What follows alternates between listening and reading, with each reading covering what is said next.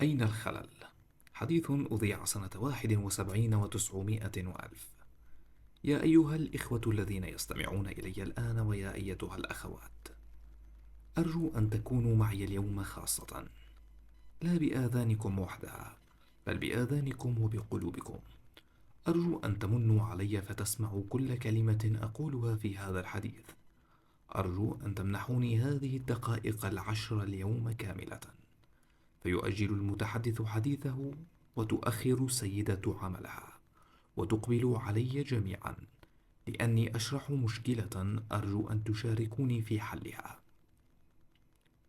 لقد مضى نصف رمضان، ومر منه 15 يوما، سمعتم فيها كل يوم حديثا، وسمعتم من غيري ممن هم أعلم وأفضل أحاديث تعد إذا عدت بالعشرات، أحاديث مختلفة الأساليب والموضوعات من محدثين مختلفي الشخصيات، مختلفي الإنشاء والإلقاء، ولكنها كلها تريد هدفا واحدا وتسعى إلى غاية واحدة، هي الدعوة إلى الإسلام.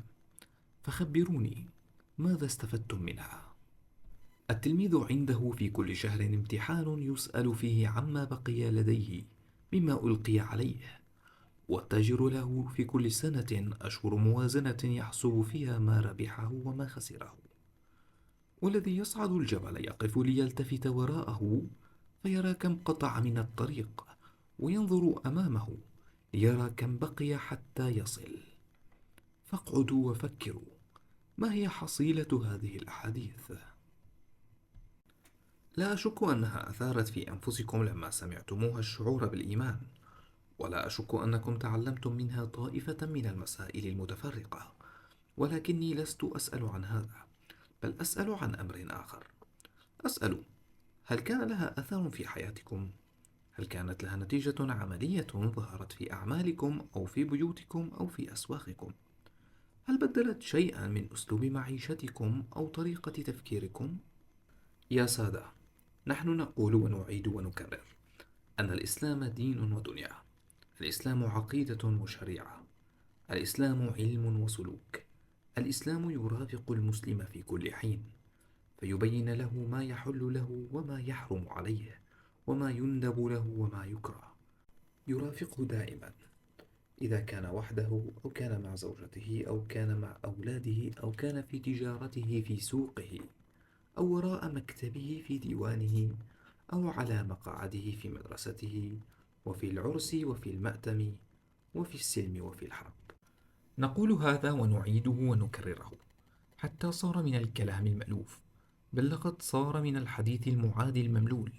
فتعالوا ننظر في حياتنا التي نعيشها في بيوتنا وفي أسواقنا، وانظروا إلى أزيائنا وأزياء نسائنا، وسلوكنا وسلوك أبنائنا، ومعاملاتنا المالية وأوضاعنا الاجتماعية. هل هي موافقة كلها للإسلام؟ أنا أسأل نفسي، أنا الذي يعظ مع الواعظين ويحدث مع المتحدثين، والمفروض في أن أكون عاملا بما أقول. أسأل نفسي، هل أنا في حياتي كلها أطبق أحكام الإسلام وأمشي على طريقه تماما وأحكمه في أموري كلها؟ والجواب مع الخجل ومع الأسف لا.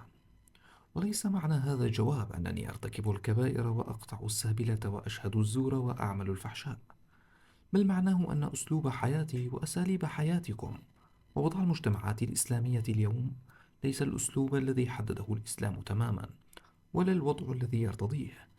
إن الطابع العام لحياتنا اليوم هو طابع الفرنج وغير المسلمين، لا طابع السلف الصالح.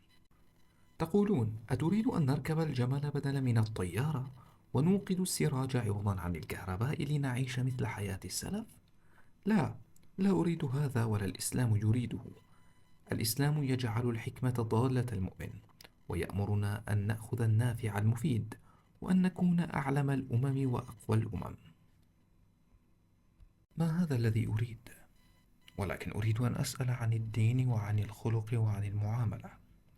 هل نحن فيها أقرب إلى السلف الصالح أم إلى غير المسلمين؟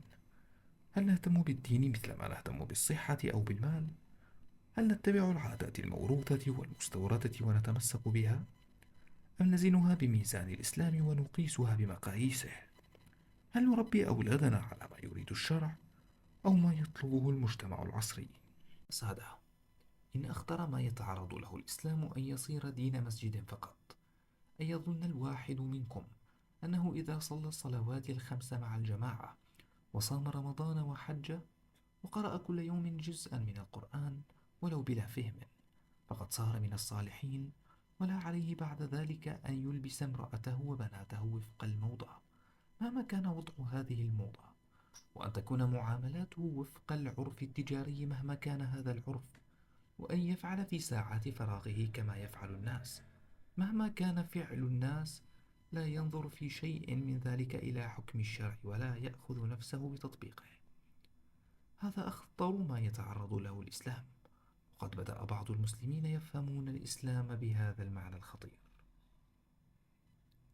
أليس هذا صحيحا؟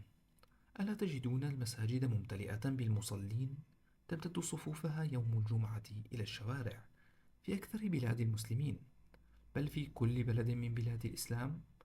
وليس من بين هؤلاء المصلين القاضي الذي يحكم بالقانون الوضعي المخالف لحكم الله، والتاجر الذي يأكل الربا الذي حرمه الله، والذي يغش والذي يكذب، والذي يرتكب في بيته وفي عمله مجموعة من المحرمات؟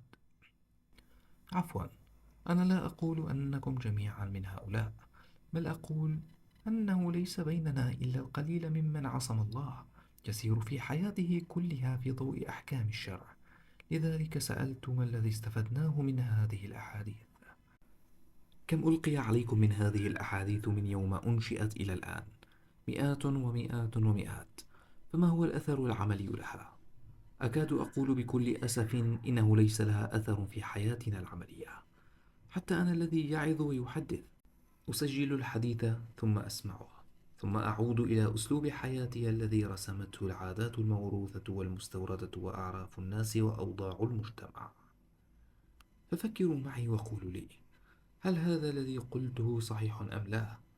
أحاديث النبي صلى الله عليه وسلم ومواعظ السلف بدلت الدنيا وغيرت الأرض، وهدمت وبنت وصنعت دنيا جديدة، دنيا خير وبر.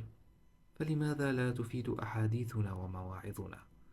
لماذا لا يكون لها تأثير في حياتنا العملية؟